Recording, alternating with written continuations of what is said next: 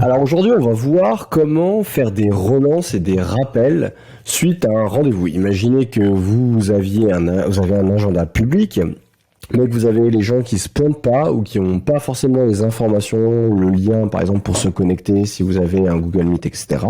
sur GoHighLevel ou ScanCRM, et vous voulez donc envoyer des rappels aux personnes qu'ils ont bien booké l'agenda et voici les informations pour venir ou pour se connecter.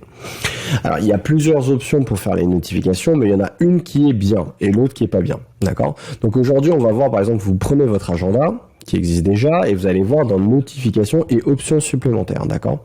Et donc là, vous avez sélectionné un type de notification et vous avez ce truc-là. D'accord? Ça, c'est pas bien.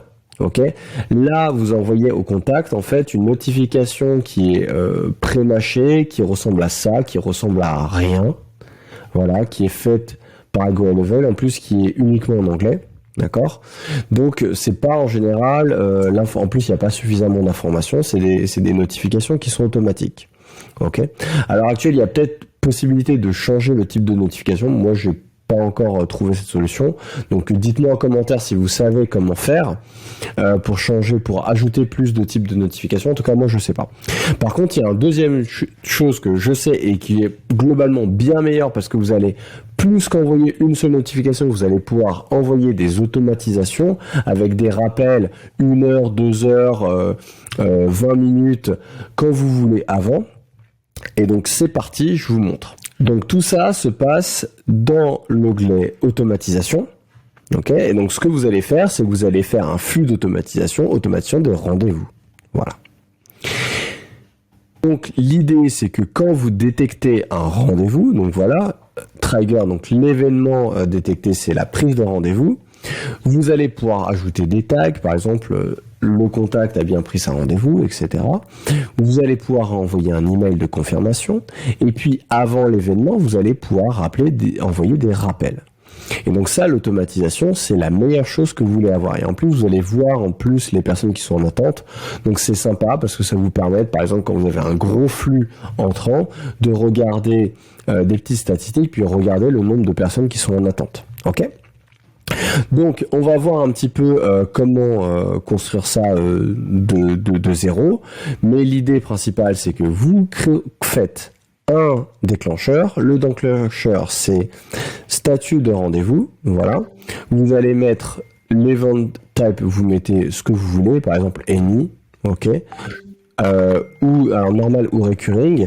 Et après, statut confirmé. Pour vérifier qu'il n'y a pas un événement qui a été annulé, etc., que la personne elle rentre dans ce flow-là pour un événement qui n'est pas confirmé. Voilà. Et ensuite, vous allez envoyer un mail. Donc, par exemple, ce que vous pouvez faire, c'est, voilà, là, vous en fichez, mais ce qu'il faut, c'est un sujet, confirmation de rendez-vous. Mettez un petit peu des informations sur, voilà, le temps de rendez-vous. Alors, désolé, on m'agresse. Ok, donc c'est bon. Donc, vous allez pouvoir mettre les informations suite à votre rendez-vous. Alors, vous avez plusieurs tags. Je vais vous montrer un pipeline un peu plus élaboré dans lequel que vous allez pouvoir copier directement pour l'utiliser. Donc ces notifications-là, c'est celles que j'utilise et je pense que je les mettrai dans le commentaire, que je vous invite vraiment à pouvoir utiliser et à pas hésiter à l'utiliser à profusion, dans lequel vous allez pouvoir rappeler aussi l'URL de votre rendez-vous. Voilà. Alors il faut savoir que GoHighLevel, l'URL du rendez-vous Google Meet, le stocke dans Meeting Location. Voilà. Donc c'est pas un endroit super intéressant, mais il faut savoir. Et après, vous pouvez utiliser la propriété full adresse pour mettre les rendez-vous de vos locaux. Si par exemple vous stockez vos locaux. Donc voilà. Je vous mettrai petit message pour vous confirmer ma disponibilité pour nos échanges. Voilà, je vous présenterai. Moi, je mets un petit rappel de ce qu'on fait pendant le rendez-vous. Le cas échéant, voici le lien pour se connecter en visio et pour les consultations de notre bureau. Donc, vous pouvez envoyer ça à 2 heures avant, 5 minutes avant, quand vous voulez. Voilà. Alors, une autre astuce, qu'une fois que vous avez, par exemple, un email et que vous voulez le renvoyer plusieurs fois, par exemple, l'envoyer 2-3 jours avant et puis l'envoyer 5 minutes, il y a une astuce qui est très très bien, c'est que vous faites copy action, et par exemple, vous le mettez, par exemple, là, je l'envoie 2 heures avant, j'ai envie de l'envoyer 10 minutes avant. Et bien hop, je le fais copier ici. Et comme ça, vous faites, voilà, rappel, rendez-vous 10 minutes avant. Et comme ça, vous avez un autre mail. Ok. Du coup, notre rendez-vous dans, et là je vais mettre 10 minutes. Ok. Et puis voilà, bonjour, un petit message.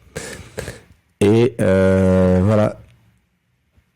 Et donc voilà, vous avez tout ce qu'il vous faut pour notification. Vous pouvez aussi envoyer des notifications si vous avez un numéro de téléphone qui est configuré par SMS. Donc ce qui est très fort. Et moi, en plus, après le rendez-vous, donc ce que je fais, c'est que j'attends 2 heures. Et si le rendez-vous est toujours confirmé, j'envoie une invitation à me mettre un avis sur Google. Voilà. Donc ça peut être aussi sympa parce que vous pouvez faire des automatisations après le rendez-vous. Donc par exemple envoyer des cas d'études ou faire du nurturing.